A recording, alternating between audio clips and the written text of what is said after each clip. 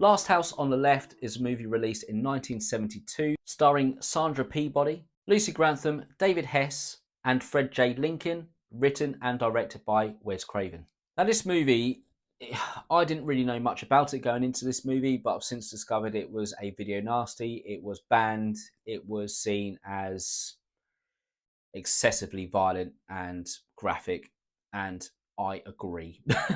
This movie has left me traumatized after watching it, and there are certain facts about this movie that do make sense when you look back at it and what you've just watched.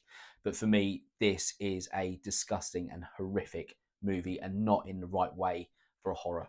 But the story is centered around two young women named Mary and Phyllis, who are young girls going out on a night out to a concert. They get drafted in by a young lad who's part of a criminal gang, a very dangerous criminal gang, who have just broken out of prison.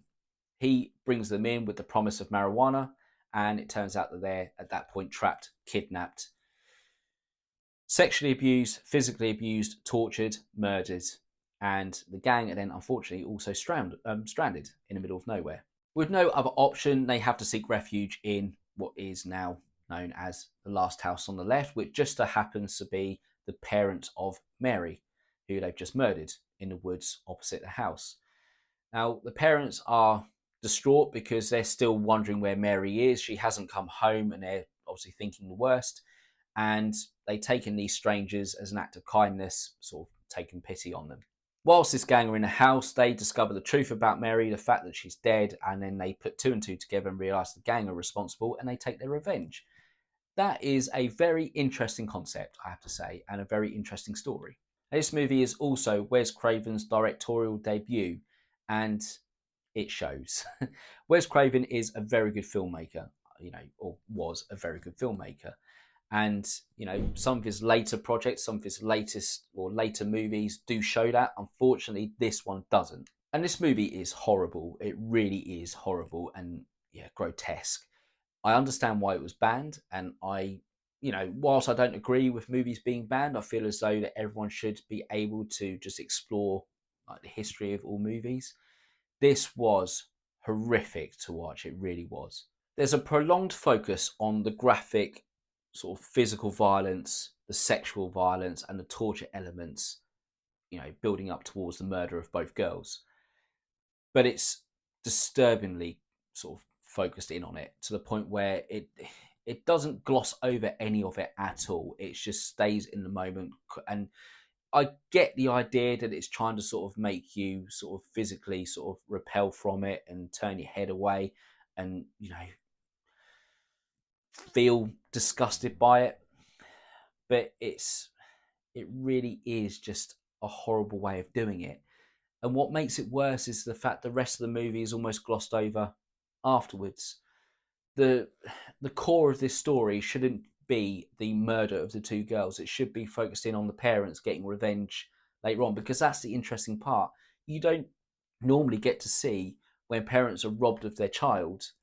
You don't get to see them have revenge. You don't get to see them take revenge against those responsible or have the opportunity to do it. And this movie does it. And even in a point where the emotions are still running high from discovering their girl is, dead, and the people responsible in the house, that should be where the focus is of this movie, but it isn't. That just gets glossed over completely. There are some good points about this movie. I mean, it does set up the characters quite nicely. It sets up Mary as being quite a carefree young woman who's quite innocent, I would say, to the point where she's gravitated towards Phyllis, who's very much more, versed in the sort of seedy neighborhood they're going into, knows more about the dangers of the world, and essentially that.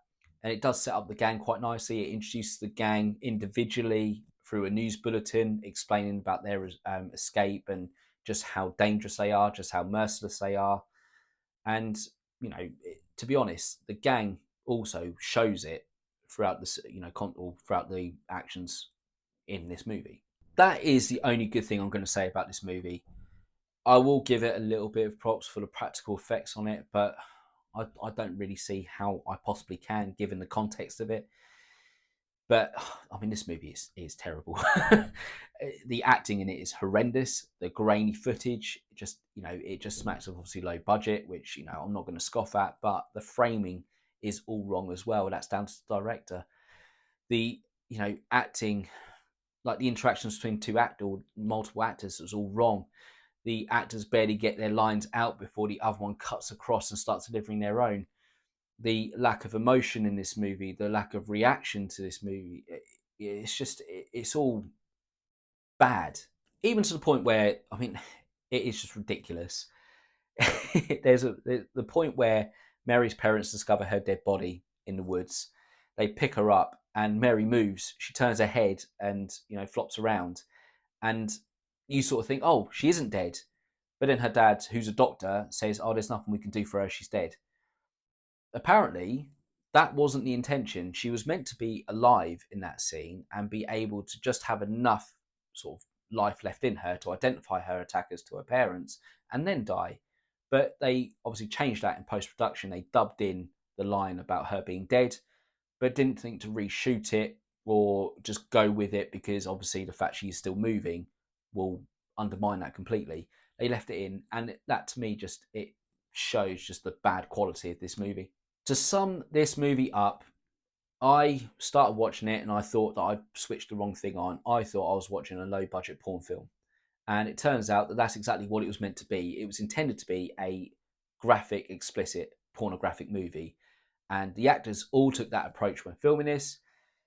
The director had that intention, but it decided to change that at the last minute. And that is the reason why this movie is such poor quality.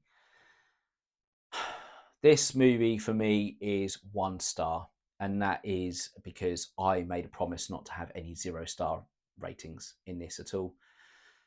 It left me feeling disgusted. It left me feeling just traumatized from watching it, and I'm just glad that they remade it. So that was my review of Last House on the Left. Have you guys seen it? What did you guys think about it? Whatever you guys thought, please pop it in the comment section below. As always, thank you very much for watching this video. I'll be back with another one shortly, but until then, you guys take it easy, and I'll catch you on the next one.